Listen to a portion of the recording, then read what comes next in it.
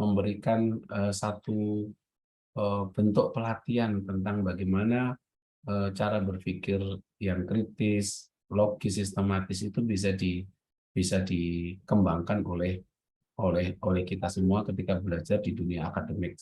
Karena yang membedakan antara masyarakat akademik dan masyarakat non akademik adalah kemampuan berpikirnya. Kemampuan berpikir ketika menjelaskan segala sesuatu, ada satu masalah, ada satu fenomena, baik fenomena alam, fenomena sosial maupun kebudayaan, fenomena kemanusiaan dan sebagainya, maka orang yang belajar di dunia akademik adalah orang yang mendekati persoalan itu dengan menggunakan pendekatan keilmuan yang pasti berbeda dengan masyarakat awam. Masyarakat awam ketika menjelaskan segala sesuatu pasti hanya berdasarkan pada common sense. Tahu kan apa yang disebut dengan common sense? Common sense itu pengalaman hidup sehari-hari gitu. Gitu kan? Seorang pedagang mengelola usaha dagangnya, dia berdasarkan pengalaman hidup sehari-hari. Nah, tugas ilmu manajemen itu mengelola pengalaman hidup sehari-hari pedagang itu menjadi sains, menjadi ilmu. Kan itu bedanya. Seorang petani ketika mengelola tanah, kapan dia bercocok tanam, kapan dia memberi pupuk, itu common sense. Awalnya berdasarkan pengalaman. Nah, tugas orang yang belajar di Fakultas Pertanian mensistematisasi pemikiran common sense itu menjadi suatu ilmu. Maka muncullah ilmu manajemen, muncullah ilmu pertanian dan sebagainya. Jadi itu yang membedakan teman-teman sekalian ya. Itu yang membedakan antara masyarakat akademik dengan masyarakat non akademik. Cara mendekati suatu masalah. Maka dalam rangka supaya kita bisa mendekati satu masalah itu dengan cara yang baik, dengan berdasarkan ilmu pengetahuan, maka kalian harus belajar tools-nya, harus belajar alatnya. Salah satu alatnya adalah kemampuan berpikir kritis, logis, sistematis. Ini alat, ini belajar alat teman-teman sekalian. Ya kan? Kalau di pesantren ada namanya ilmu mantik ya kan? Tapi filsafat tidak melulu terkait dengan persoalan memantik. Karena kemampuan berpikir logis sistematis itu harus dimiliki oleh semua orang calon akademisi, calon ilmuwan, maka teman-teman akan bersama saya untuk sama-sama belajar tentang bagaimana sih cara para filsuf, cara tokoh-tokoh filsafat, cara pemikir-pemikir yang terdahulu itu ketika mereka mencoba menjelaskan segala sesuatu. Nah, caranya itu yang kita ambil. Cara-cara mereka menemukan sesuatu, cara-cara mereka bisa melahirkan sebuah teori, cara-cara mereka menjelaskan semua persoalan dengan cara yang komprehensif sehingga melahirkan sebuah solusi yang bisa dipertanggungjawabkan kebenarannya. Nah, berpikir kritis, logis, sistematis ini dalam rangka supaya kita punya kemampuan menjelaskan segala sesuatu itu berdasarkan prinsip-prinsip yang bisa dipertanggungjawabkan kebenarannya. Ini makanya kita belajar tools, belajar alat. Makanya karena ini belajar alat, semua program studi hampir semuanya itu ada materi filsafat. Dulu kalau di FIB dulu cukup banyak materi filsafat itu. Ada pengantar filsafat dan dialektika pemikiran, ada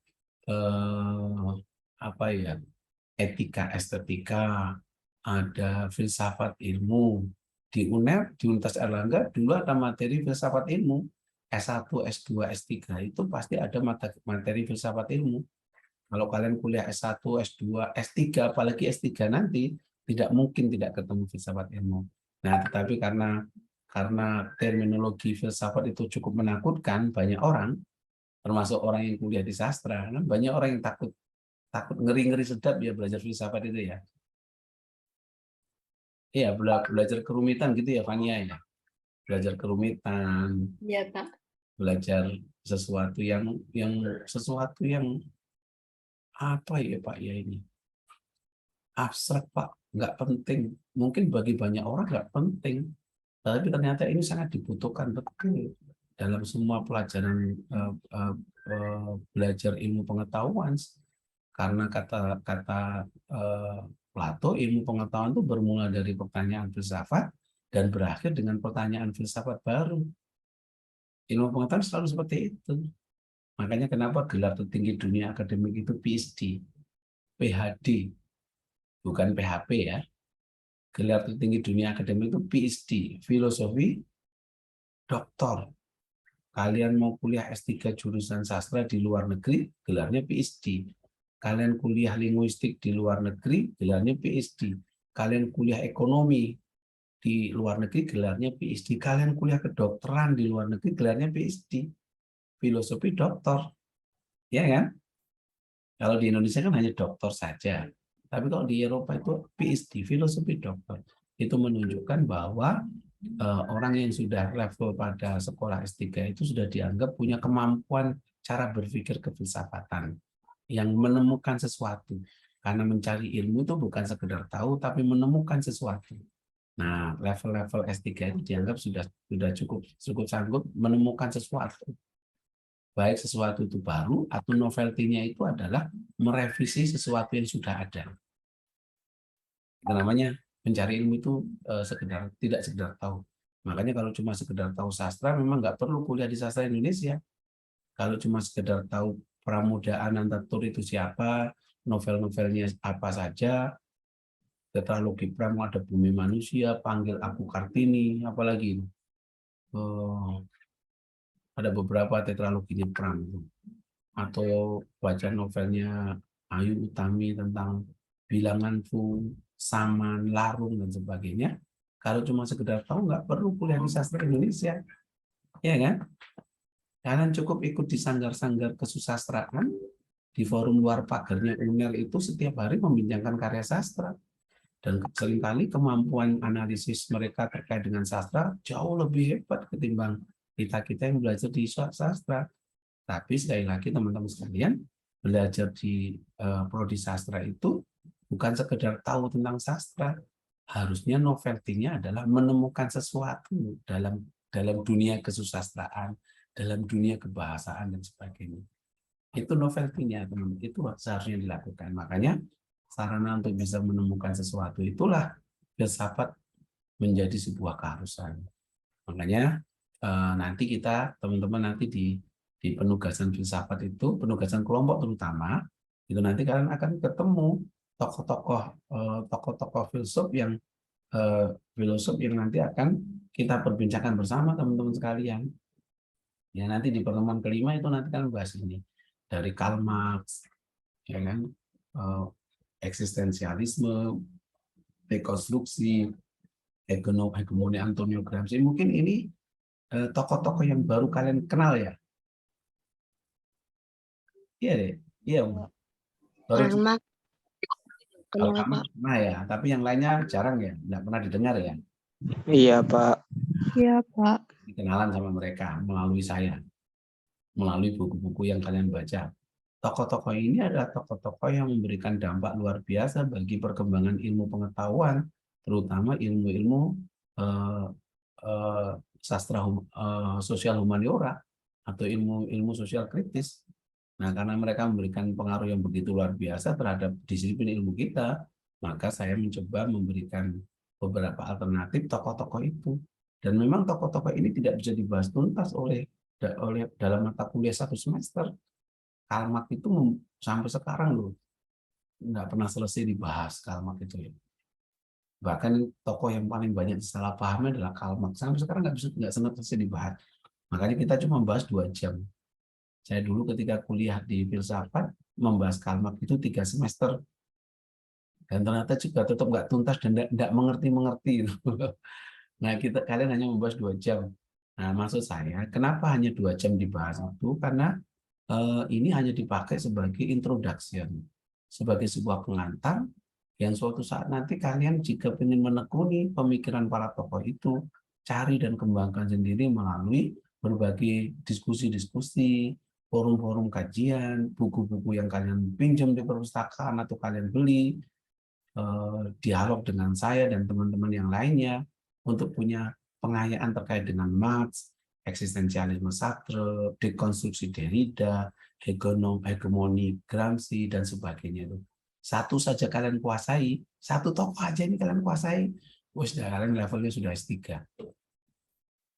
Satu saja tokoh ya. nggak usah bermimpi mau menguasai banyak toko. Nah, makanya ini hanya introduksi ya. Hanya window shopping lah, kayak kalau kalian ke mall itu kan nggak semuanya dibelanja kan, nggak semuanya dibeli kan. Kalau ke mall kan biasanya hanya ngapain? Nongkrong ya, cari ngadem-ngadem ya, karena di Surabaya itu panas sekali sehingga di mall itu cari ademnya itu kan. Nah, di mall itu kan window shopping, hanya window shopping itu loh. Belinya nanti nggak dibeli. Nah, kuliah kita ya seperti window shopping ilmu pengetahuan yang kita beli nanti, pokok-pokok pikiran yang nanti teman-teman kembangkan di kemudian hari. Nah, dengan belajar Kalmak kita tahu kenapa sih seorang seorang sastrawan kayak Pram itu begitu luar biasa mendedikasikan pikirannya untuk kepentingan penulisan sejarah yang benar, penulisan orang-orang yang selama ini dipinggirkan oleh sejarah, bahwa ternyata perspektif Marxis adalah perspektif yang selalu berpihak pada kepentingan kelas tertentu. Nah, misalnya kayak gitu kan. Jadi jadi ketemu. Ketika bicara tentang eksistensialisme, kita akan ketemu eh, kenapa ya eh, di novelnya Ayu Utami selalu melahirkan sosok-sosok perempuan yang melakukan perlawanan atas ketidakadilan gender dan sebagainya. Nah, pakai teori eksistensialisme ini, eksistensi itu adalah modus mengada, karena yang bisa bereksistensi hanya manusia. Nah, nanti akan ketemu dekonstruksi dan sebagainya. Nah, ini nanti monggo teman-teman ini nanti bagi masing-masing dalam kelompoknya ya. Nanti kelompok 1 bahas karma, diundi juga nggak apa-apa lah. Kelompok 2 teman-teman dapat karma, modulatornya siapa, tanggal presensinya ya sekarang tanggal eh, minggu ini kan 13 harus di 27 nanti. Tanggal 27 teman-teman harus presentasi yang kalmat. Bentuk penugasnya ada PPT dan ada artikel pendek lah 450 kata. Kalau yang dapat materi tugas tentang kalmat, maka selain PPT dia buat artikel pendek tentang kalmat itu apa. Lalu yang lainnya apa, Pak? Yang lainnya membuat ini. Yang lainnya membuat setiap kelompok wajib membuat resume singkat 250 kata untuk masing-masing tema. Paham ya? Halo. Nah, Iya, Pak. jadi jadi nanti ya kalau yang membuat tugas eksistensialisme, dia yang misalnya kelompok 2 dapat eksistensialisme, dia buat PPT tentang eksistensialisme dan esai tentang eksistensialisme 450 kata. Kelompok yang lain membuat resume, membuat catatan ringkas, dibacalah poin-poinnya nggak apa-apa, nggak harus membuat narasi tapi poin-poin, konsep pokok, sastra 1, 2, 3, 4 dan sebagainya. Itu dipakai dalam rangka apa? Dipakai dalam rangka untuk saling memberikan informasi. Jangan sampai kemudian yang paham tentang Kalmak yang hanya presentasi, yang lain tidak paham. Gitu ya maksud saya ya. Hai. Iya, Pak. Nah, sehingga ini nanti dan itu nanti setiap setiap minggu akan saya buatkan rumah upload untuk mengirimkan masing-masing tugas itu. Kalau yang tugas presentasi kelompok seluruhnya itu sudah saya buatkan rumah uploadnya untuk mengupload itu, tetapi yang masing-masing akan saya buatkan minggu depan. Nah, itu teman-teman sekalian. Nah, ada yang mau komentar tentang itu, tentang penugasan. Sebelum hari ini kita akan bahas tentang manfaat belajar filsafat kritis. Kalau tentang muasal pemikiran filsafat yang dari mitos menuju logos, sejarah filsafat Yunani kuno, kalian bisa baca langsung di dalam buku-buku yang mungkin teman-teman bisa dapatkan. Nah, mengapa tokoh-tokoh tadi saya sampaikan untuk bisa dipelajari? Karena ini mungkin salah satu metode atau cara belajar filsafat yang lebih baik selain melalui definisi yang tadi saya sebutkan secara etimologi bahasa, Philem and Sopias, tetapi juga bisa melalui sistematikanya. Sistematika itu cabang-cabang filsafat, ada ontologi, epistemologi, aksiologi, etika, estetika, filsafat ilmu, filsafat bahasa, filsafat sastra, dan sebagainya. Dan yang ketiga adalah melalui pendekatan dari sistem pemikiran atau tokoh-tokohnya. Nah, kita melalui sistem pemikiran dan tokoh-tokohnya. Makanya nanti kenapa teman-teman saya minta untuk banyak mengeksplorasi tokoh-tokoh filsuf tadi itu. Dengan banyak mengeksplorasi tokoh-tokoh filsafat tadi, teman-teman akhirnya akan tahu persis sebenarnya dalam hidup ini sulit kita menghindari untuk berpihak pada satu kepentingan ideologi tertentu. Sulit kita menghindari itu, ya kan? Sehingga dengan belajar berbagai tokoh tadi, suatu saat nanti kita bisa mengambil jarak, mau mensepakati atau menolak. Tapi kita tahu betul dengan apa yang kita mau kita tolak atau kita terima. Sebagaimana yang pernah saya sampaikan, dalam belajar filsafat atau belajar aliran adalah lebih baik kita tolak sesuatu yang diketahui daripada menerima sesuatu yang tidak diketahui. Kan gitu ya? Lebih baik tolak sesuatu yang diketahui daripada menerima sesuatu yang tidak diketahui. Sudah terlanjur menolak konsep liberalisme misalnya, tapi ternyata paradigma kehidupannya itu sangat liberalis. Berarti kan kontradiksi yang terminis di sana. Ya enggak? Menolak Karl Marx, ternyata dia adalah Marxisme yang paling soleh gitu. Iya. Dan itu banyak terjadi. Banyak mahasiswa menolak kapitalisme, haram jadah kapitalisme, kita laknat kapitalisme. Tapi gaya hidupnya lebih kapitalis ketimbang kapitalisme itu sendiri. Gitu. Banyak nggak yang terjadi seperti itu? Banyak sekali. Oke. Kenapa? Karena sudah terlanjur tergesa-gesa membuat simpulan. Sudah terlanjur tergesa-gesa menjustifikasi sesuatu itu baik dan buruk tanpa betul-betul memahami secara serius. Makanya kenapa di dalam salah satu ciri berpikir filsafat itu, selain berpikir radikal, berpikir sampai pada ke akar-akarnya, juga berpikir sifatnya adalah kritis keraguan-raguan metodis. Apa itu ragu-ragu metodis? Bahwa orang yang belajar filsafat atau orang yang belajar ilmu pengetahuan tidak boleh mempercayai segala sesuatu sebelum dia punya kepastian atas segala sesuatu itu. Artinya, segala bentuk informasi, segala bentuk terminologi, pernyataan, dan sebagainya hanya kita terima sebagai sebuah hipotesa awal, sebagai sebuah asumsi awal yang harus kita buktikan kebenarannya. Kan begitu. Sehingga kita tidak boleh menerima segala sesuatu apa adanya. Makanya kenapa kita kemudian harus berpikir radikal kritis. Karena supaya kita tidak ditipu oleh sebuah terminologi, oleh sebuah jargon. Banyak masyarakat sekarang itu tertipu oleh sebuah jargon, oleh sebuah tawaran ideologis dari sebuah kelompok, tanpa pernah mencoba menelusuri secara jauh modus operandi dari kelompok-kelompok itu. Makanya belajar filsafat, akhirnya kita bisa memberikan sebuah tafsiran terhadap tentang segala sesuatu yang sedang berkembang itu. Makanya benar ini disebut bahwa salah satu ciri berpikir filsafat itu adalah salah satu manfaat berpikir filsafat adalah membiasakan diri bersikap kritis. Tahu artinya membiasakan diri bersikap kritis? Berpikiran out of the box. Ke Amir. Ayo. Apa? Salah satu sikap kritis itu seperti apa? Muhammadatul? Berpikiran out of the box. Out of the box. Itu salah satu bolehlah salah satu cara supaya kita berpikir kritis adalah out of the box atau berpikir di luar mainstream, gitu kan ya? Di luar dan salah satu cara untuk menimbulkan sikap kritis kita adalah kita tidak berpikir sebagaimana orang kebanyakan berpikir, begitu ya, Muhammadul ya? Ya. Iya, Pak. Kalau orang mengatakan ini adalah sebuah kenormalan, misalnya seperti ini, money politik uang dalam pilihan kepala desa itu sering terjadi nggak dalam masyarakat? Iya, sering banget. Kalian sering mengalami nggak situasi itu? Pernah tahu. Pernah ya. Pertanyaannya kan, kalau kita bersikap kritis, money politik itu dianggap sebagai sebuah keniscayaan dalam pilkades itu, sehingga semua orang selalu berharap kalau pilkades selalu ada money politik, sehingga menganggap money politik adalah sesuatu yang biasa gitu ya. Sesuatu yang biasa. Itu kenapa? Karena kita terbiasa menggunakan akal normal, bukan akal sehat. Kenormalan berpikir, bukan kesehatan berpikir.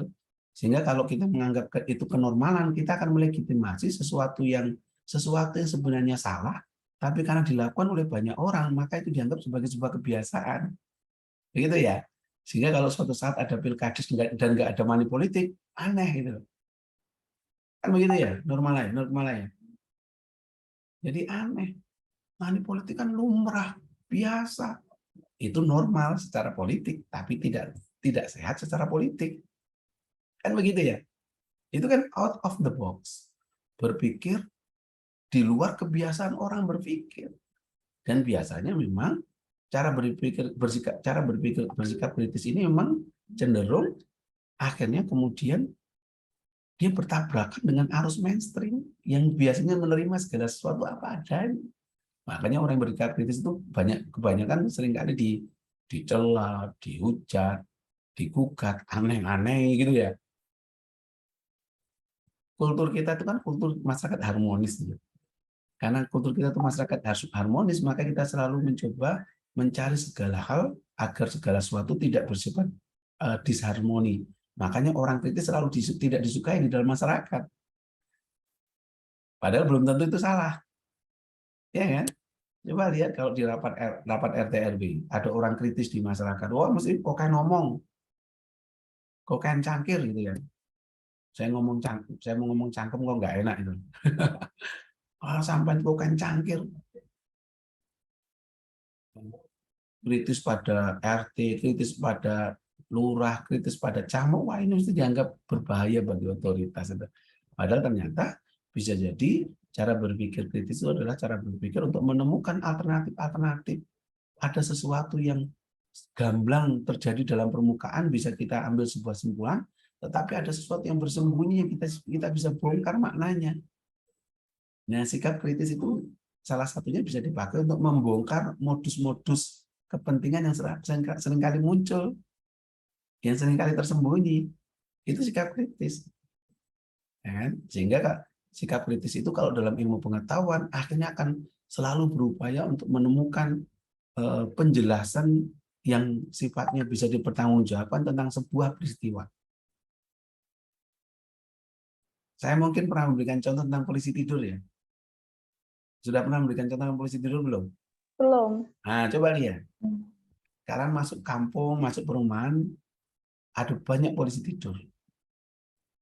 Kalau kita berpikir biasa-biasa saja, polisi tidur mungkin dianggap bukan masalah ya.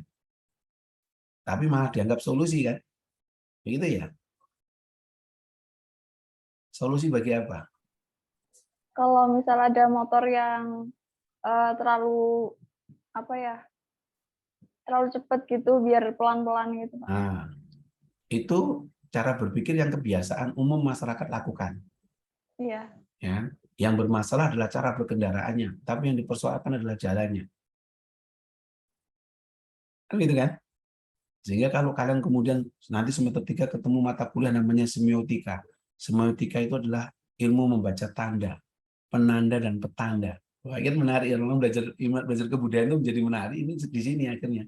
Karena kita punya sikap kritis, maka sesuatu yang lumrah dilakukan oleh masyarakat, tetapi kalau kita bongkar secara keilmuan, ada masalah serius sebenarnya di sana itu loh. Ini bukan sesuatu yang biasa, ini serius. Ya kan?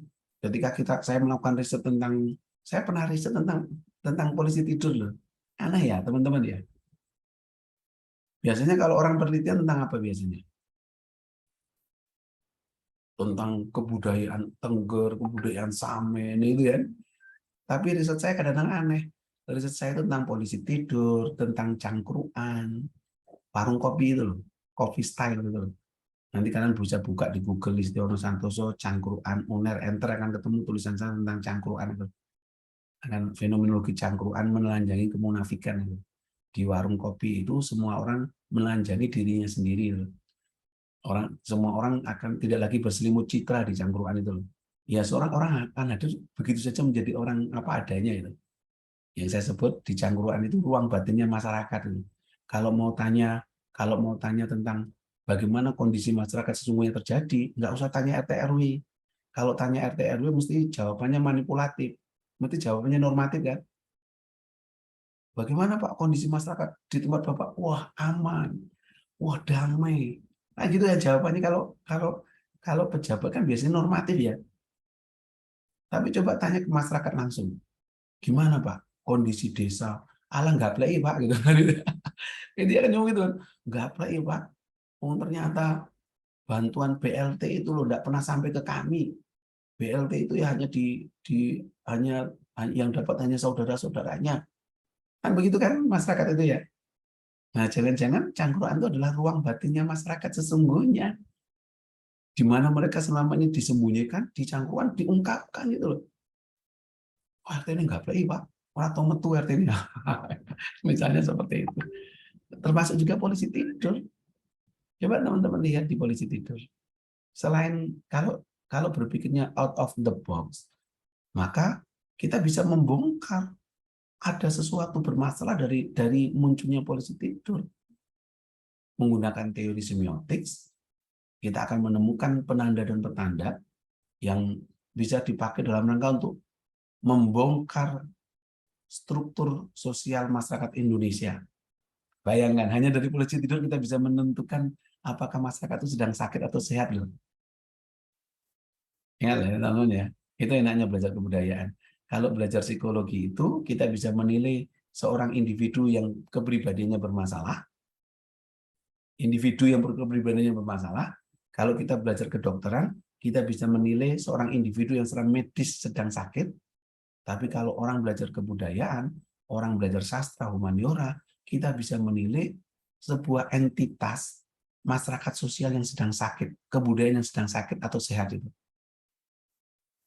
Cuma bedanya teman-teman sekalian, kalau orang sakit secara individu ada korbannya sehingga ada yang merasa sakit. Iya kan? Kalau kita sakit gigi kita merasa sakit nggak?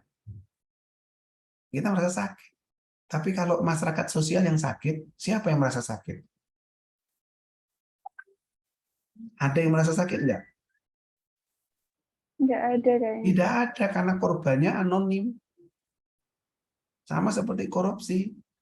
Korupsi itu meskipun ratusan triliun uang negara dikorupsi, ada masyarakat yang merasa kehilangan uang. Nggak tahu. Ada nggak? Ada. Nggak ada karena korbannya anonim. Karena korbannya anonim maka orang nggak peduli. Nggak peduli uang rakyat dikorupsi. Ya kan begitu kan ya? Tapi kalau uang kita ada 100.000, kita hilang 10.000, wah kita luar biasa oprak-oprak, sandonya dioprak-oprak kabeh itu.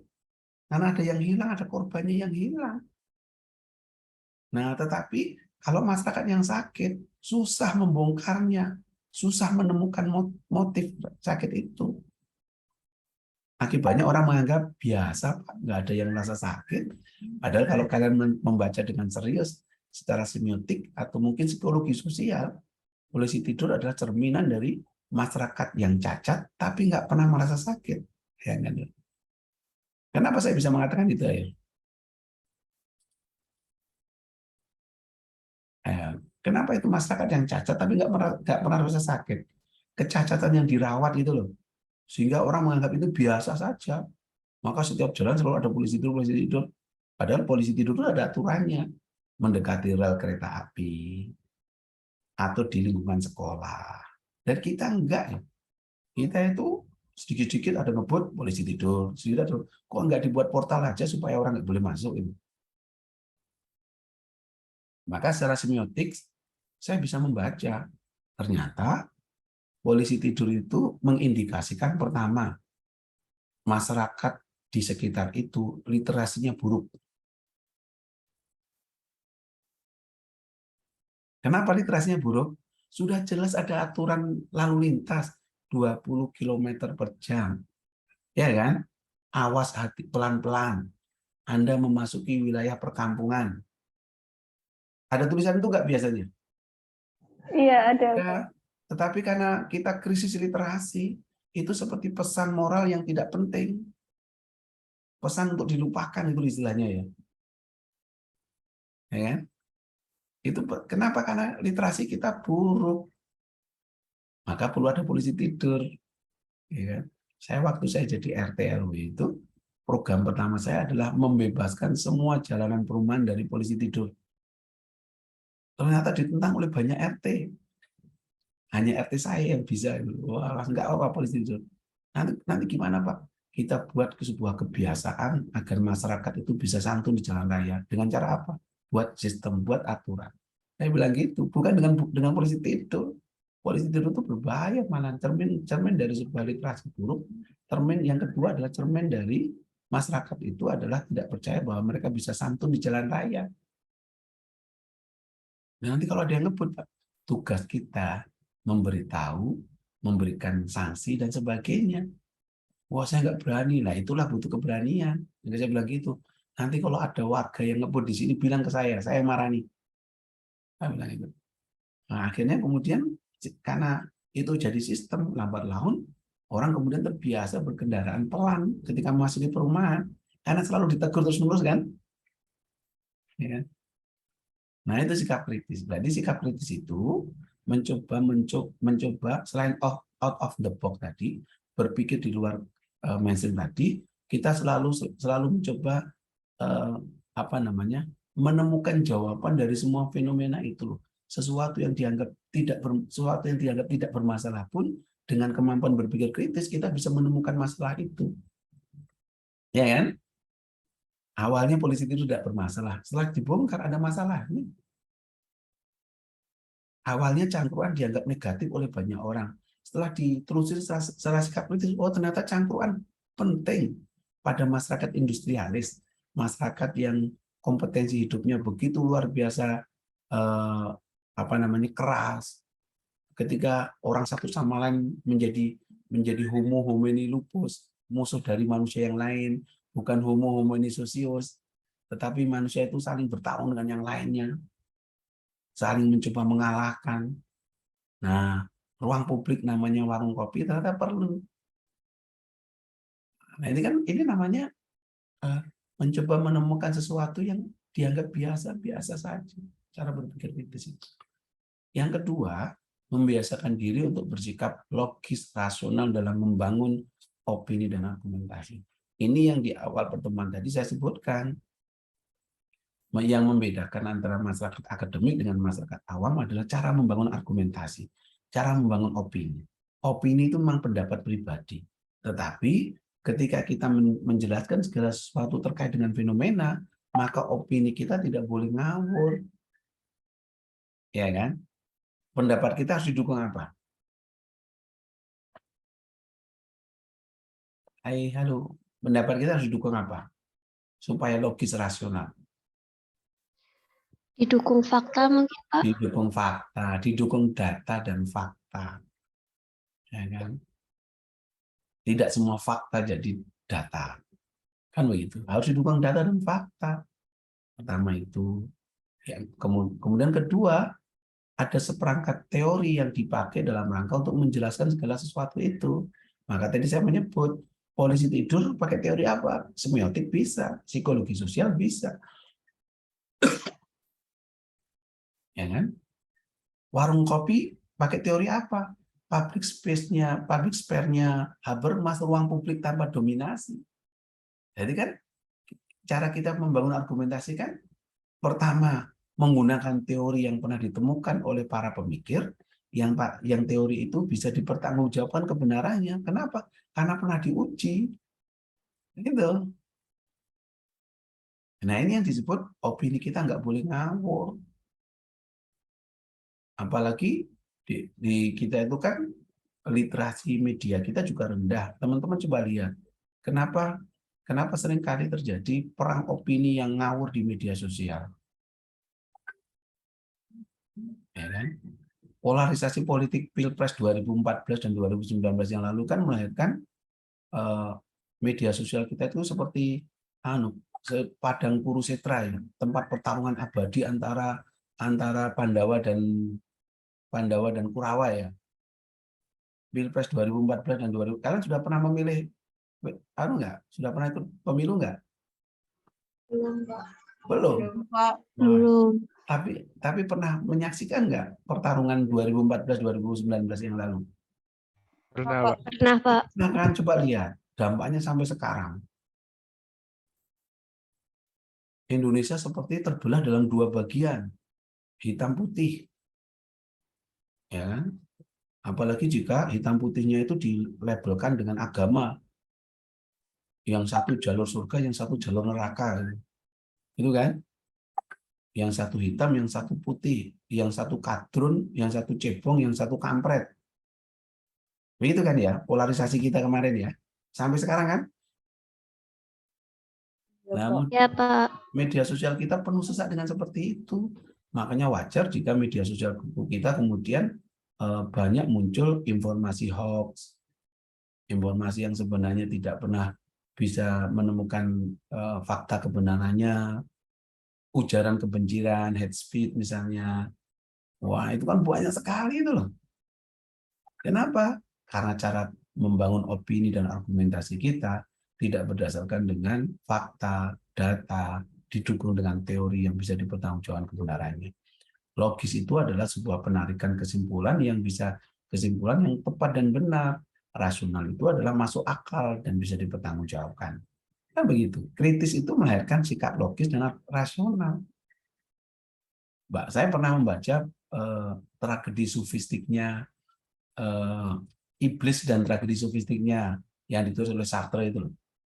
Dia pernah mengatakan gini, bahkan kenapa iblis diturunkan oleh Tuhan dari tempat yang suci namanya surga ke muka bumi. Yang iblis kemudian minta izin pada Tuhan bahwa tugas dia di bumi hanya untuk menggoda manusia. Ya, kenapa iblis diturunkan di muka bumi? Ini di dalam tragedi sufi itu ternyata wah itu ternyata menarik juga ini. Kenapa diturunkan ini? Karena sombong juga. Karena argumentasi yang dia bangun dalam menolak perintah Tuhan, argumentasi kesombongan, argumentasi kecolkakan, argumentasi keegoan. Ketika disuruh sujud pada Adam, dia nggak mau. Dengan mengatakan, aku dari api. Adam dari tanah. Api lebih mulia daripada tanah. Untuk apa aku api kok sujudnya pada Adam yang tanah?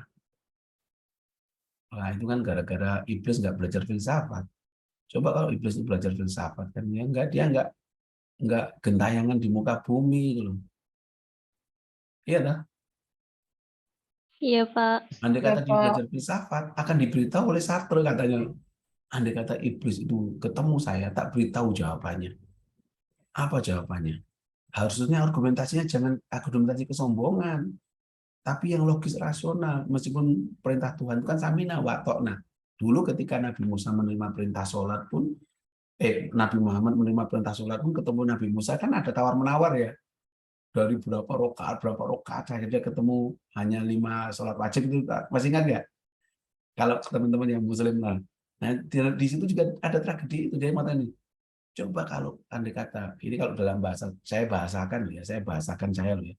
Andai kata iblis itu belajar pada saya beritahu, kenapa tidak menjawab, loh Tuhan, kenapa aku harus sujud pada Adam? Padahal perintahmu adalah inna sholati wa nusuki wa mahyaya wa mamati lillahi rabbil. Bukankah sujudku itu hanya untukmu saja? Bayangkan itu. Itu kalau andai kata iblis punya argumentasi seperti itu kan nggak ketayangan di muka bumi itu. Guyonannya kayak gitu kan, judulnya kan tragedi sofistik dalam perbincangan iblis itu. Nah ini kan bahkan dalam teologi pun ada argumentasi yang gitu. Ini yang kedua, membiasakan bersikap logis rasional. Logis itu bagaimana kita bisa mengambil kesimpulan dengan cara yang tepat. A sama dengan B, B sama dengan C. Maka simpulannya adalah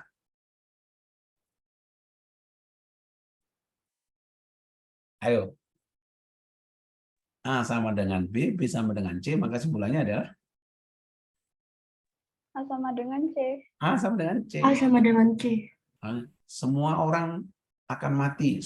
Semua manusia akan mati. Sokrates adalah manusia. Simpulannya?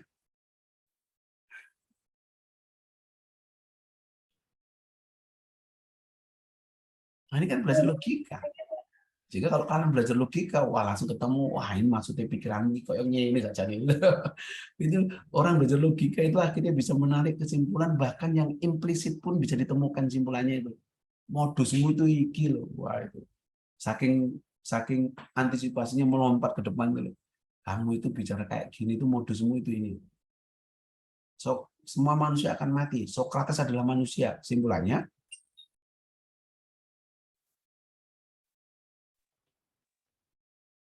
Hai, halo. Simpulannya Sokrates akan mati. Simpulannya Sokrates akan mati karena Sokrates adalah Karena Manusia. manusia. dari yang disebut manusia. Semua orang Jogja makan gudeg. Listiono Sanso orang Jogja. Simpulannya.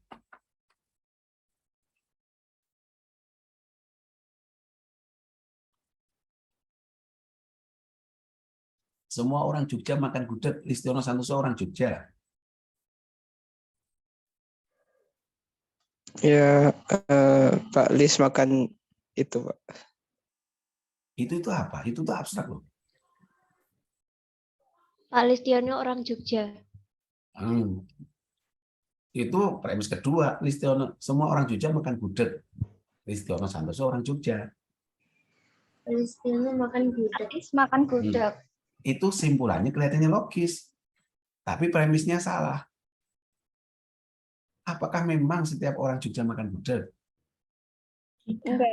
Enggak, kan? Pak. Oh iya. Tapi Ya, Pak. kalau semua orang kan mati kan itu premis yang benar. Gitu kan? Ya. Jadi kadang-kadang belajar logika itu juga bisa seperti itu.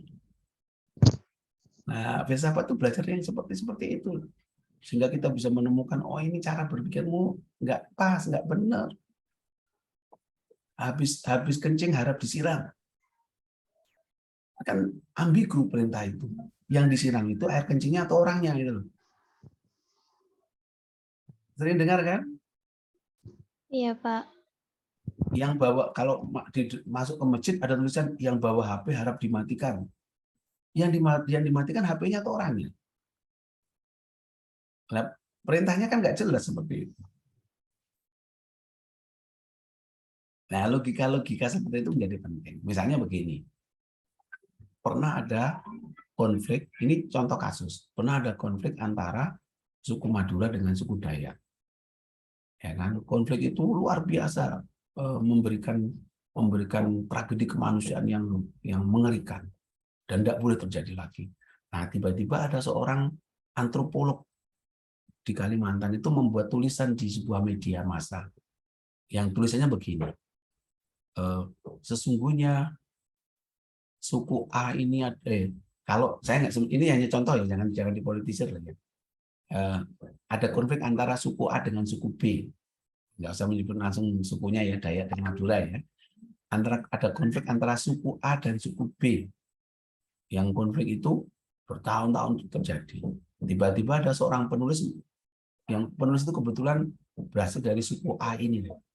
Dia menulis di sebuah harian yang sangat terkenal dengan mengatakan bahwa suku A sesungguhnya adalah sebuah entitas etnis yang punya kearifan lokal yang luar biasa. Dia selalu mengelola tanah dan hutan dengan cara yang baik, tidak serakah dalam hidup. Setiap ada masyarakat baru, maka mereka hidup dengan cara harmonis. Nah, dia memuja-muja itu. Sehingga kalau suatu saat yang terjadi konflik antara suku A dan suku B, dari tulisan itu sudah ada sebuah simpulan yang salah suku apa. Dari tulisan itu loh. Suku A. Antara A dan B terjadi konflik.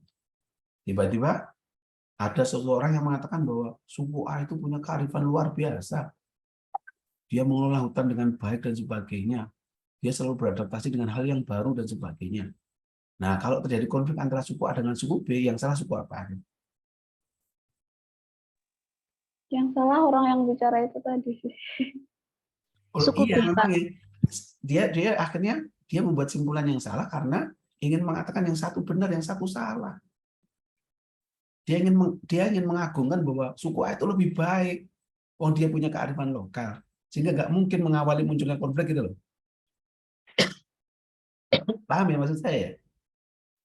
Paham, Pak.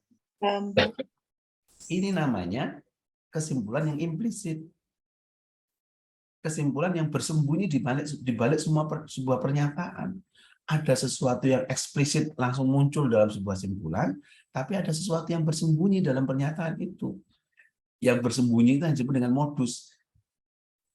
Ya, kalau laki-laki mendekati perempuan, ngasih apa, itu kan ada modus. Kan bersembunyi biasanya. Nggak berani ngomong terus terang kan? ada modus. Nah, orang yang belajar logika itu mampu membongkar, menemukan modusnya. Modusmu itu iki loh sebenarnya. Paham ya? Jadi manfaat bagi mahasiswa belajar filsafat adalah bagaimana ketika kita menyampaikan opini, gagasan, argumentasi betul-betul diawali oleh sikap logis dan rasional. Tidak boleh ngawur, tidak boleh sembarangan. Apalagi kalau menyangkut harga diri orang lain, supaya tidak kemudian muncul apa yang disebut dengan ujaran kebencian, pasal penghinaan dan sebagainya itu. Sekarang itu kan gampang sekali orang melaporkan orang gara-gara dianggap menghina itu kan. Banyak kan sekarang itu ya. Makanya kalau upload di media sosial, kalau sedang marah sama orang, jangan suka upload di media sosial itu. Iya, Pak. Ya kan? Prinsipnya, kalau sedang marah, jangan segera membuat simpulan. Kalau sedang marah, jangan mengambil keputusan. Nanti kalau sudah situasi mereda dan baik, barulah kemudian mengambil sebuah keputusan. Karena kalau orang marah kan tiba-tiba yang ngawur apa saja bisa muncul kan orang marah itu. Kemudian yang ketiga adalah mengembangkan semangat toleransi dalam perbedaan pandangan. Nah ini kan penting teman-teman sekalian. Boleh nggak ada peristiwa yang sama, ada perspektif yang berbeda dalam memahami peristiwa itu? Boleh nggak? Boleh. Boleh. Boleh. Boleh, Pak. Nah, boleh dan bisa. Karena itu boleh dan bisa.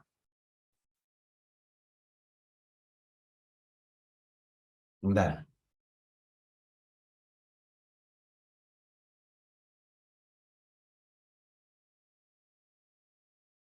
Nah, karena bisa jadi pemahaman orang, sudut pandang orang itu pada sebuah kasus itu bisa jadi berbeda.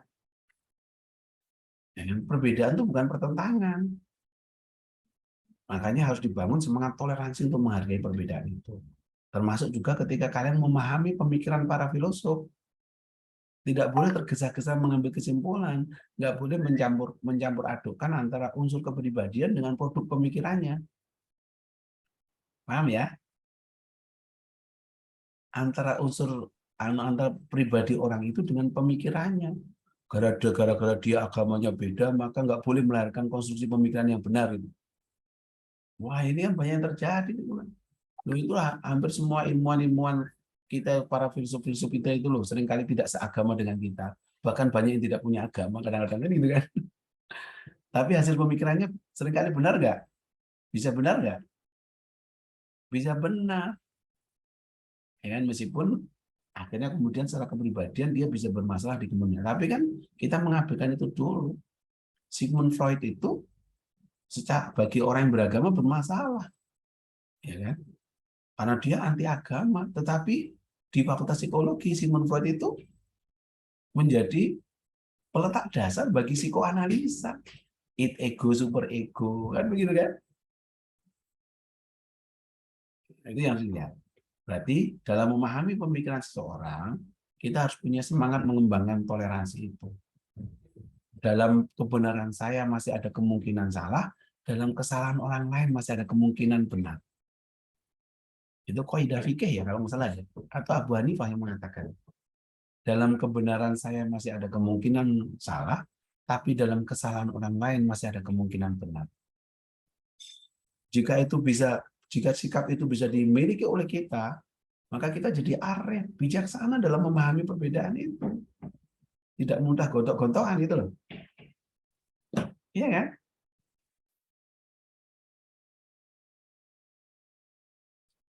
Yang terakhir adalah mengajarkan cara berpikir yang cermat dan tidak kenal lelah.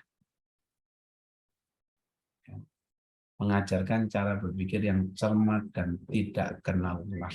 Maka filsafat sering disebut sebagai upaya yang sungguh-sungguh yang dilakukan oleh seseorang dalam menjelaskan segala sesuatu untuk menemukan kebenaran. Upaya yang sungguh-sungguh itu loh.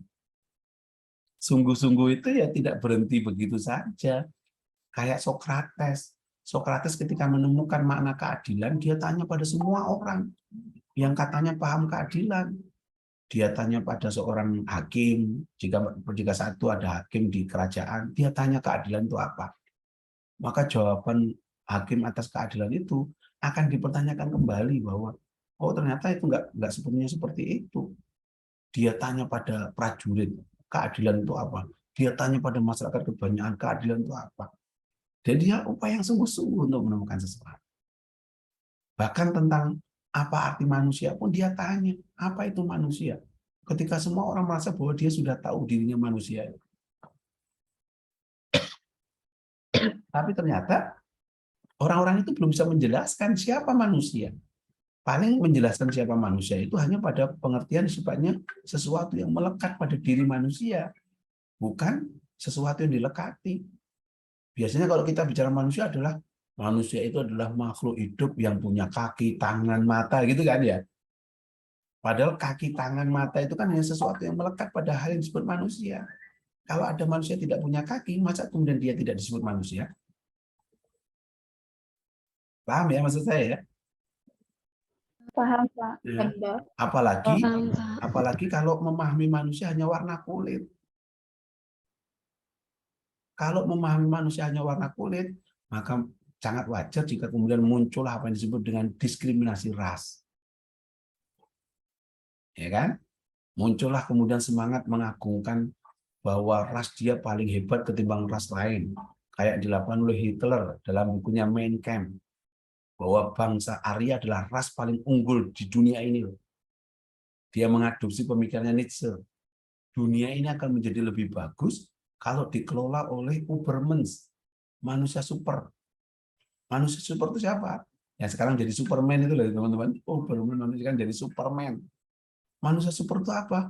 Manusia super adalah yang punya keunggulan komparatif, kegagahan, keberanian untuk berjuang, intelektualitas, kemenangan.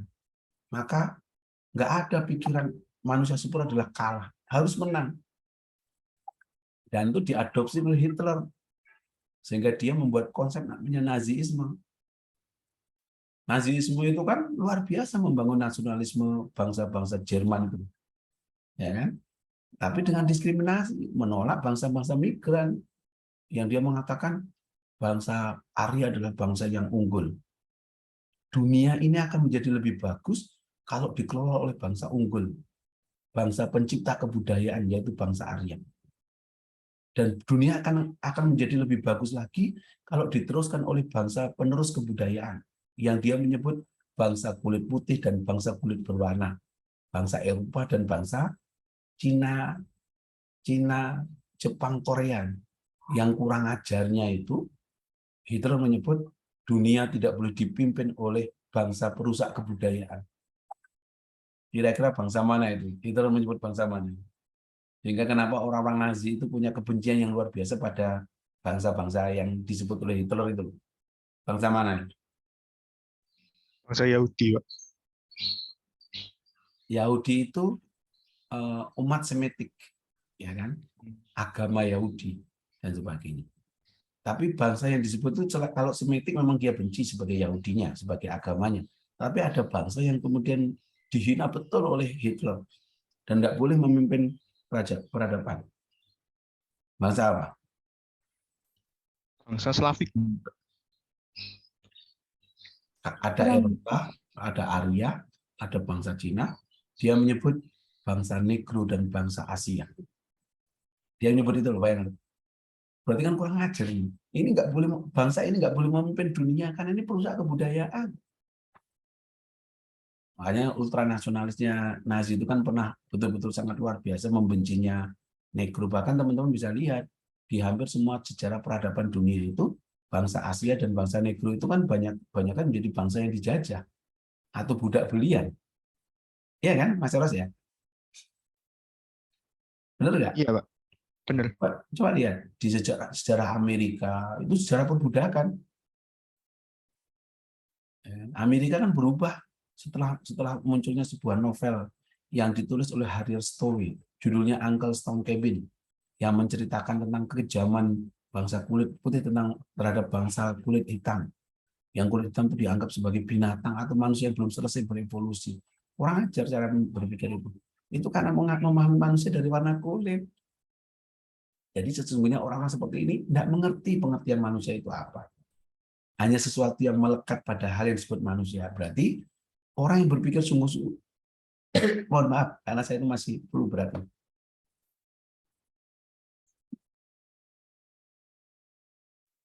Kalau orang berpikir sungguh-sungguh, dia tidak pernah selesai dengan pengertian satu dua orang. Apa yang diberitahu orang tentang apa itu manusia, belum selesai. Hanya melekat pada hal yang disebut manusia itu. Ya, kan? Berarti kalau orang berpikir pada aspek yang paling radikal dalam manusia adalah apa yang membuat manusia itu disebut sebagai manusia itu. Apakah warna kulit? Apakah agama yang dianut? Apakah kesuku bangsaan? Apakah karena komplitnya organ tubuh? Tidak. Ya, kan? Nah, perdebatan itu sampai sekarang masih berlanjut sehingga orang akhirnya kemudian menerjemahkan terus ilmu semakin akhirnya ilmu semakin berkembang, ilmu-ilmu manusia itu masih berkembang, psikologi memunculkan sebuah fenomena baru, sastra humaniora, fisik dan sebagainya itu karena memang nggak pernah selesai perdebatan tentang apa itu manusia itu. Jadi jangan dikira itu kita sudah selesai loh, Mas Eros membahas diri kita sendiri loh ya. Sebagai contoh seperti ini loh. Yang disebut kursi itu, yang disebut meja itu apa sih sebenarnya teman-teman? Yang disebut kursi itu apa sih sebenarnya teman-teman? Ini contoh sederhana saja.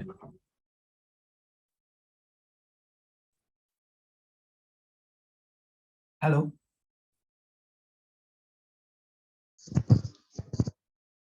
Kursi itu apa? Yang dipakai sebagai tempat duduk. Sesuatu yang bisa diduduki gitu ya. Nah, nanti kalau kalian di kelas, saya akan tunjukkan tiba-tiba saya duduk di atas meja. Berarti kalau pengertian kursi adalah sesuatu yang bisa diduduki, meja juga bisa diduduki. Lalu apakah meja tidak bisa berfungsi sebagai kursi? Bisa. Nah, ya kan bingung kan? Lalu kursi itu yang mana? Ya kan ini menarik kan? Akhirnya orang, saya setuju bahwa kursi itu adalah sesuatu yang bisa diduduki. Makanya tidak ada bentuk kursi itu lancip. Ya kan? Bentuk itu adalah sesuatu yang melekat pada hal yang disebut kursi. Mau segitiga, mau segi empat, mau bulat. Ya kan? Mau bentuk apapun, yang penting dia datar dan bisa diduduki. Warna coklat yang melekat pada kursi itu apakah sesuatu yang wajib ada pada hal yang disebut kursi? Tidak. Tidak. Karena warna coklat adalah sesuatu yang melekat. Bentuk kursi adalah sesuatu yang melekat. Bahannya kursi. Dari meja, dari kayu, dari stainless, dari besi. Apakah sesuatu yang wajib ada pada hal yang disebut kursi? Tidak juga, Pak. Tidak. Lalu mana kursi itu? Nah, bingung kan? Nah, ini perdebatan kefilsafatan yang memang tidak ada ujungnya, tapi ini baru contoh sederhana. Belum nanti contoh tentang hukum itu apa, politik itu apa, bahasa itu apa, negara itu apa, agama itu apa. Langsung, ya Allah Pak, ini kan sudah selesai. Bagi kalian menganggap selesai. Tapi Sokrates mengatakan, jangan-jangan orang yang merasa tahu tentang segala sesuatu itu sesungguhnya tidak pernah tahu apa-apa, hanya sok tahu. Makanya kenapa Plato dalam bukunya Republik mengatakan orang yang paling bijaksana pada era Yunani kuno adalah satu-satunya orang namanya Sokrates. Kenapa? Karena Sokrates adalah orang yang tahu di mana bahwa dia adalah orang yang tahu bahwa sesungguhnya dia tidak tahu apa-apa. Paham ya? Bahasa-bahasa kayak gitu paham? Sokrates dianggap orang yang paling bijaksana karena Sokrates adalah orang yang paling punya kesadaran bahwa dirinya tahu bahwa dirinya tidak tahu apa-apa. Paham, Pak. Bahasanya mulai bulat nih soal ini. Direnungkan di dalam apa sih maksud Pak Alis itu. Dosen kok nggak ini lah. Misalnya kayak gitu. Dia punya kesadaran bahwa dia mampu mampu mengakui bahwa dirinya tidak tahu apa-apa itu. Makanya dia tanya kepada orang yang merasa tahu tadi. Ternyata orang yang merasa tahu itu sesungguhnya tidak pernah tahu apa-apa itu. Atau pengetahuannya yang selama ini diterima itu tidak pernah dipertanggungjawabkan kebenarannya, hanya sekedar tahu. Paham ya? Apa itu negara tapi ngomong negara. Setelah dipertanyakan ulang, oh iya ternyata salah ya. Jadi kalau saya tanya apa itu agama, apa itu Tuhan, wah itu bahaya sekali. Nah, ini manfaatnya teman-teman sekalian. Mengapa kita memerlukan filsafat, teman-teman sekalian? Karena setiap zaman itu selalu ada perubahan, ya kan? Selalu ada perubahan di dalam perubahan besar dalam cara manusia berpikir. Setiap zaman itu selalu berubah. Yunani kuno perubahan besar dari mitos menuju logos. Yunani kuno itu terjadi kegoncangan dalam masyarakat itu. Yang dulu percaya pada legenda-legenda, percaya pada cerita-cerita, tiba-tiba dibongkar ulang bahwa itu nggak bisa dipertanggungjawabkan. Abad pertengahan muncul dominasi agama-agama, sehingga muncullah disebut dengan the Dark Age itu loh, zaman kegelapan. Pernah dengar nggak ada istilah itu? Ada zaman Yunani kuno, ada zaman pertengahan, ada zaman Renaissance, ada era Aufklärung, era modern, dan era postmodern. Era-era itu muncul karena terjadi perubahan dalam cara berpikir manusia. Dari mitos ke logos, tiba-tiba pada zaman pertengahan, logos itu kemudian digeser oleh teologia. Zamannya agama-agama.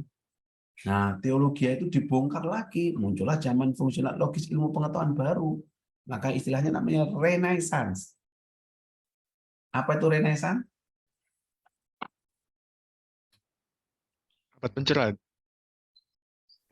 Pencerahan itu Aufklärung. Apa Renaissance? Zaman peralihan. Apa Isa? Zaman peralihan. Zaman apa tadi itu? Jangan berbisik lah. Nek berbisik dengan pacarnya nggak apa-apa. Kan bisikan itu kan maut malam. Apa Isa? Zaman peralihan. Zaman peralihan. Peralihan dari pertengahan menuju zaman Aufklärung gitu ya. Memang ada fase kok ini. Renaissance itu disebut Renaissance, zaman kelahiran kembali. Nah, dengar nggak sejarah peradaban ini?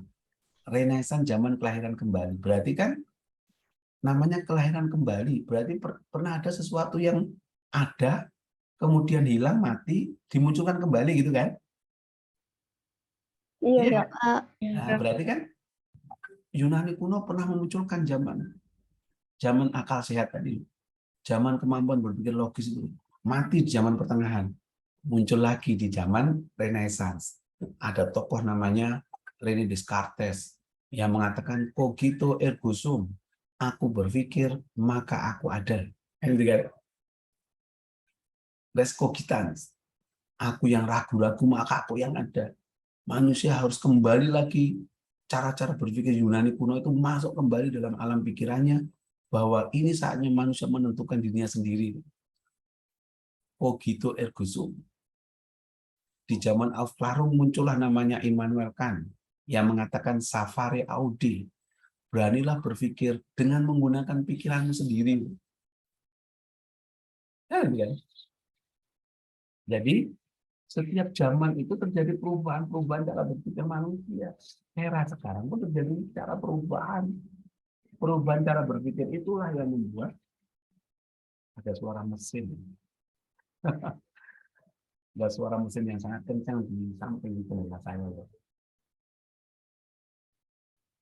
Ada perubahan yang mendasar dalam cara berpikir kita. Coba lihat. Temuan teknologi digital saat ini atau temuan teknologi telekomunikasi saat ini yang begitu luar biasa masif, mengubah nggak tata nilai orang dalam melakukan komunikasi satu sama lain? Ada yang berubah nggak? Ada, Pak. Ada. Dan perubahan itu pasti mengubah dasar-dasar kehidupan manusia dan masyarakat. Dulu ketika teknologi digital, teknologi apa yang disebut dengan artificial intelligence itu belum ditemukan, orang masih mengerjakan sesuatu dengan manual. Ya kan? Dengan manual. Semuanya dilakukan manusia manual, memproduksi sesuatu manual. Dulu pada waktu email belum ditemukan, orang kirim surat itu ya datang ke kantor pos. Ya kan? Makanya dulu namanya kode pos itu wajib ada, dulu itu wajib ada kode pos itu. Dan kantor pos itu menjadi salah satu BUMN yang sangat bonafit kalau kerja di sana. Nah, ketika email sudah ditemukan, orang masih perlu nggak kirim surat? Nggak perlu, Pak. Nggak perlu. Ketika teknologi muncul kembali, muncullah WhatsApp. Dulu ketika orang mau berkabar, nulis surat atau datang ke rumah. Tapi sekarang cukup dengan apa? Handphone, Pak. Telepon, video call, dengan WhatsApp, dan sebagainya. Dulu ketika teknologi itu belum menciptakan situasi itu, orang kalau hari Lebaran, ya makanya mudik itu selalu punya jejak yang sangat menarik, mudik itu loh. Datang ke tempat dan sebagainya. Zaman dulu tuh menarik mudik itu loh. Ya kan? Sekarang kan banyak nggak menariknya mudik itu. Karena segala sesuatu sudah difasilitasi oleh teknologi digital. Saya masih ingat betul ketika masa-masa saya SD, SMP, SMA, bahkan awal-awal saya kuliah. Namanya Lebaran itu sesuatu yang ditunggu-tunggu oleh kita. Ya kan? Permintaan maaf itu ya setiap dari kita itu kan ada tradisi ujung ya. Pernah dengar nggak kalau di kampung-kampung ujung itu? Ujung itu saling berkunjung di setiap rumah. Yang muda berkunjung ke orang tua, berkunjung ke orang yang lebih dituakan, berkunjung ke tokoh, menyampaikan permohonan maafnya secara langsung.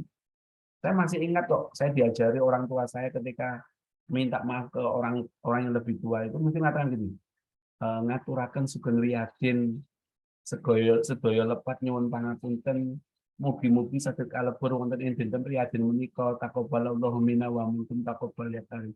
Langsung ngomong. Kalau sekarang cukup diwakili dengan apa? Chat, Pak. Chat WhatsApp. Diwakili dengan WhatsApp. Bahkan WhatsApp-nya pun seringkali hanya copy paste. Ya kan? Ya, Copy Pak. paste yang kita lupa mengubah nama orang yang membuat kalimat pertama itu. Sudah terlanjur disebarkan kemana-mana. Jadi di situ ada nilai apa yang berubah? Ada nilai apa yang berubah di situ? Budaya. Ada nilai kebudayaan, ada nilai yang dulu terbangun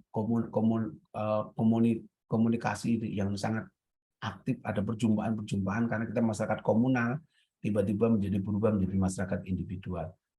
Seolah-olah pertemuan itu tidak harus diakhiri dengan perjumpaan, padahal perjumpaan tetap penting. Karena perjumpaan itu nilai kemanusiaan dihadirkan. Tapi kalau pertemuan belum tentu ada nilai kemanusiaan dihadirkan. Ya kan? Kuliah seperti ini kan, ini pertemuan, tapi nggak perjumpaan. Ya. Saya kuliah, belum tentu kalian mendengarkan. Mungkin kalian ada yang sedang tiduran, atau sedang masak di dapur. Ya nggak? Yang dihadirkan hanya namanya di sini, tapi aktivitas kalian di kamar mandi misalnya. Bahkan mungkin ada yang sedang BAB sambil dengar kuliah saya gitu. Bisa jadi ada kan? Karena yang penting adalah makna pertemuannya, bukan makna perjumpaannya. Ini teman-teman kalau membaca novelnya Oki Madasari menarik, judulnya Kerumunan Terakhir itu. Coba kalian baca novelnya Oki Madasari ya. Sayangnya ini kan padahal skenario pengembangan karakter itu kan nanti kami mewajibkan setiap mahasiswa baru baca sastra, baca novel kan. Ini sedang kami pilihkan novel-novel yang bermutu supaya nanti semua mahasiswa 2022 itu wajib baca sastra. Coba baca Ogi Madasari, kerumunan terakhir dia mengkritik manusia internet itu. Manusia berjumpa dalam dunia maya itu. Tapi itu fakta yang terjadi dalam masyarakat kita. Berarti kan sebenarnya ada perubahan besar terjadi dalam masyarakat, yang perubahan itu mengubah tata nilai kita. Dulu masyarakat Jawa itu kalau punya hajatan semua orang sibuk. Ya kan? Tonggo Teparu datang, bantu masak, bantu korah-korah, gawe capcek, gawe lemper, gawe apem, itu kan bareng-bareng ya, gawe BCA dan sebagainya. Sekarang enggak, catering. Karena orientasinya supaya lebih praktis, tidak merepotkan, begitu kan? Tapi di situ ada nilai yang sedang bergeser, ada tata nilai yang sedang berubah. Dulu rumah-rumah di kampung itu, ya rumah yang saling terbuka satu sama lain, halamannya berbagi. Nggak boleh ada rumah tingkat yang lebih tinggi daripada rumah yang lain karena dianggap arogan, sombong.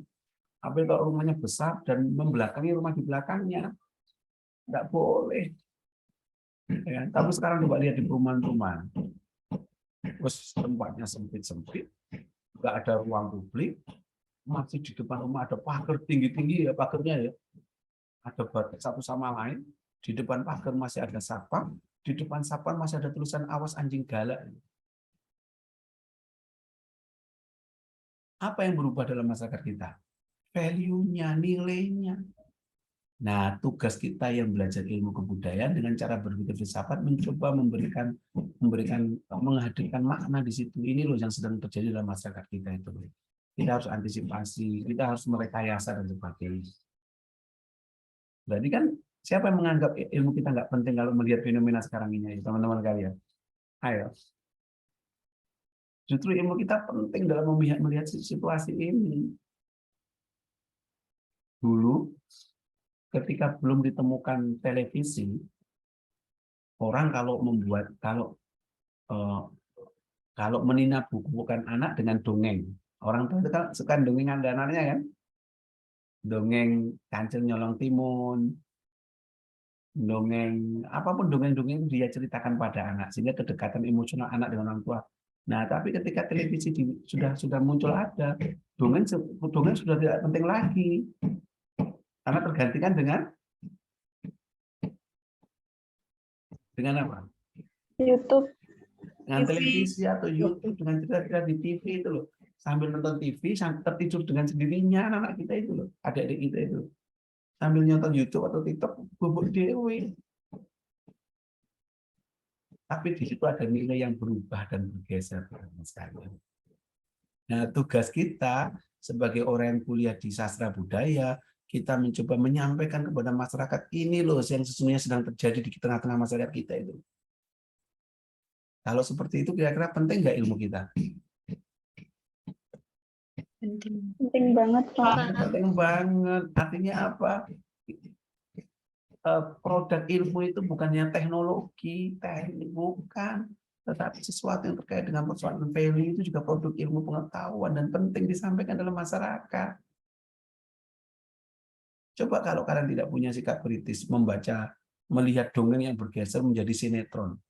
Kalau kalian tidak pernah baca sastra yang bermutu, kalian melihat sinetron di Indonesia dianggap biasa-biasa saja. Padahal sinetron di Indonesia itu kalau dikritik, wah bermasalah betul. Ini sebuah karya sastra yang bermutu itu kan kalau dia punya nilai sastra kan. Sehingga meskipun ditulis di beberapa tahun yang lalu kita masih dengar dan masih ingat bagaimana ceritanya. Marah Siti Nurbaya, tenggelamnya kapal Van der Weydt dan sebagainya itu. Kita pasti dengar ini. Itu nih sastra yang bermutu. Cara menceritakannya, plotnya, alurnya, strukturnya, tokoh penokohannya, settingnya, bermutu. Nah, tiba-tiba kalian melihat sinetron Indonesia. Kira-kira gimana melihat sinetron Indonesia yang sekarang tayang di Indosiar, tayang di RCTI, tayang di SCTV? Kira-kira.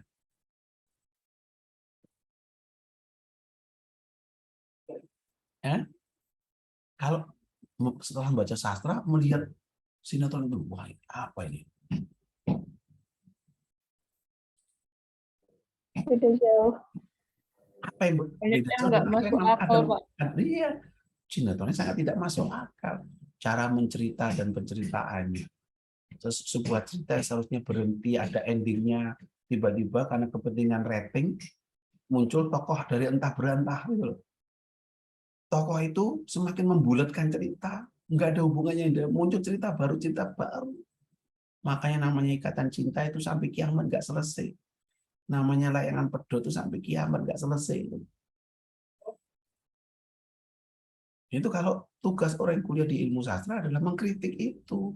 Kritik itu bukan mencela, memberikan sebuah masukan bahwa ini sinetron tidak layak ditonton karena seperti ini loh. Sinetron kok nggak mengedukasi, apalagi ditonton oleh anak-anak. Bagaimana saya harus menceritakan, Pak, harus ngomong ke anak saya ketika ibunya sedang nonton Ikatan Cinta, tiba-tiba harus ngomong, ya ibu mau nonton Ikatan Cinta, kok ono tentang selingkuh ya apa ya? Gimana cara menjelaskan saya kepada anak saya yang umurnya kelas 5 SD? Selingkuh itu nduk, nek bapakmu ku seneng karo Dian Sastro. Ya, mangan bareng lu Dian Sastro dan sebagainya, itu selingkuh. Tapi kan akhirnya anak-anak akan mengimajinasikan sesuatu yang aneh-aneh itu. Nah, itu tugas teman-teman melakukan kritik itu loh. Coba buat PKM mengkritik itu. Analisis struktural atas sinetron Indonesia itu. Wah, jadi PKM itu. Sehingga kalian membuat sebuah konferensi pers bahwa sinetron di Indonesia tidak layak tonton semuanya. Wah, kan apa itu? Heboh itu negeri ini. Berani nggak kira-kira yuk? Takut diprotes ibu-ibu, Pak. Loh ya, ini bukan takut diprotes, tapi ini penting. Itu kalian pasti akan didukung oleh orang yang punya akal sehat. Iya. Coba jadi itu kan temuan yang monumental dan fenomenal. Saya mungkin pernah cerita ya, saya pernah memprotes sebuah sinetron Ganteng-Ganteng Serigala ketika kalian SD atau SMP itu ya. Pernah nonton nggak Ganteng-Ganteng Serigala? Pernah, Pak. Pernah. Itu kalian usia apa? Oh, Usia SD atau SMP saat itu? SD, Pak. SD SD, masih Pak. SD kelas 5 kelas 6. Oh, SD kelas 5 kelas 6 coba lihat. Iya. Saya pernah protes itu karena ditayangkan pada saat jam belajarnya anak-anak. Padahal sinetron itu kelihatannya memang bercerita tentang dunia anak, tentang anak-anak, tapi tanpa dunia kanak-kanak. Sinetron tentang anak-anak, tapi ceritanya bukan untuk anak-anak.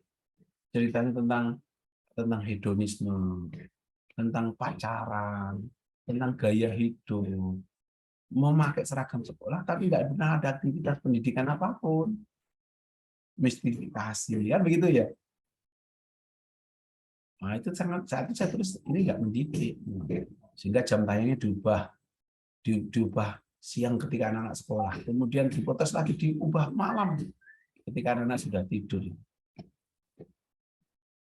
Nah, coba meniru sinetron. Saya pernah lihat sebuah drama Korea, saya lupa judulnya tentang Janggem atau apa ya, bukan drakor saat ini loh ya, drama, tapi drakor sekarang juga cukup menarik cara penceritaannya, logis, rasional, meskipun juga kadang-kadang. Dulu ada drama Korea tentang Janggem, tentang bagaimana dari dapur pun terjadi perebutan kekuasaan, dari masakan pun terjadi perebutan kekuasaan di sebuah negara namanya Korea. Itu menarik saat itu. Saya lupa judulnya. Apa namanya? Tapi tokohnya seorang perempuan namanya Janggem itu yang dia juru masak yang hebat itu. Yang seperti itu harusnya menjadi sinetron mengedukasi. Kita punya sinetron sejarah, tapi cara menghadirkan tokoh sejarah itu sangat mistis. Coba pernah lihat Pangeran Kian Santang?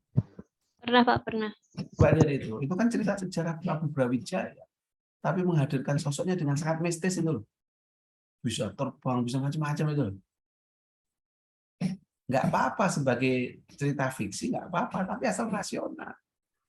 Eropa itu kalau membuat cerita animasi kan rasional, logis itu. Yang sangat rasional logikal itu kan nggak rasional tapi mistis itu. Sekarang sudah agak mulai sangat rasional. Cerita-cerita hantu di Indonesia kan mulai sangat rasional kan. Bukan kepala lari sendiri, lidah lari sendiri, yang zaman dulu kan kayak gitu. Jepang itu ketika mau mengimajinasikan pemain bola, mereka membuat animasi namanya Kapten Tsubasa. Rasional logis cara bermainnya. Indonesia membuat tendangan madun. Bisa menendangnya sambil terbang, pakai tendangan petir, sambar geledek, gitu loh. Ya akhirnya ya nggak pernah bisa menang main bola kita itu karena mistis itu. Nah perubahan-perubahan seperti ini teman-teman harus bisa dibaca oleh teman-teman sekalian dalam memahami, dan filsafat menjadi media untuk mengajarkan itu. Yang terakhir adalah adanya pertarungan ideologi, isme-isme dunia sebagai tantangan segala ancaman. Masyarakat global itu adalah masyarakat yang tidak bisa mengisolasi diri. Ada zaman sekarang ada negara yang bisa mengisolasi diri? Nggak ada. Ya kan? Konsekuensi dari kita terlibat dalam masyarakat global, maka segala arus informasi yang berkembang di negara lain akan mudah masuk di tengah-tengah kita. Karena teknologi informasi yang berkembang begitu masif. Kita itu seperti global village, perkampungan global itu loh. Apa yang terjadi di belahan dunia lain akan mudah masuk pada waktu yang bersamaan. Ya kan saat ini begitu ya saat ini ya. Pesannya itu langsung masuk di tengah-tengah masyarakat kita. Dulu enggak. Dulu itu kita itu kalau mau nonton bola pakai radio, mengimajinasikan Roni Pasa sedang main nendang bola ke kiri, dibalikkan Roni Nere, tapi itu dengarkan radio. Bahkan kalau nonton TVRI itu ya siaran ulang. Yang ulang sehingga kita nggak pernah tahu kapan Madrid menang, kapan Barcelona dibantai oleh Munchen tadi malam misalnya ya. Tapi dengan kemajuan teknologi, kita bisa nonton barengan dengan saat orang-orang itu main bola. Kita bisa bersorak-sorai ketika Madrid menang, Ronaldo menang atau Benzema memasukkan bola. Pada saat ini bersama kita bertepuk gitu. Nah, begitu kan saat ini ya. Iya. Dan itu yang membuat kenapa kemudian muncullah nilai-nilai yang dari luar masuk di tengah-tengah kita tanpa ada proses seleksi. Nah itu kalau kita tidak punya sikap kritis, lambat laun tapi pasti, kita akan mudah memaki yang lama dan mengambil sesuatu yang baru yang belum tentu sesuai dengan kebudayaan kita. Maka isme-isme yang masuk itu bisa jadi ancaman, tapi juga bisa jadi tantangan untuk menjadi lebih baik daripada sebelumnya. Itu kalau kita punya kemampuan mengelola dengan cara yang baik. Nah. Oke, teman-teman, ada komentar? Materi ini nanti akan saya lanjutkan sebelum minggu depan. Ada komentar, teman-teman? Tidak, Pak. 1 jam 30. Muimatun? Mboten, Pak. Nanti presensinya saya yang mengasensinya ya. Siap. Ini saya dulu, saya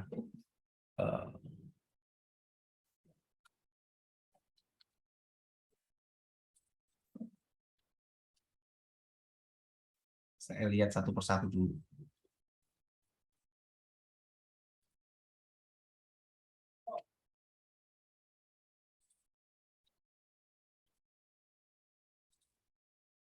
Oke, kalau nggak ada pertanyaan, kita ketemu minggu depan atau kita masih minggu depan. Minggu depan kita masih kuliah. Kita kuliah offline, insya Allah.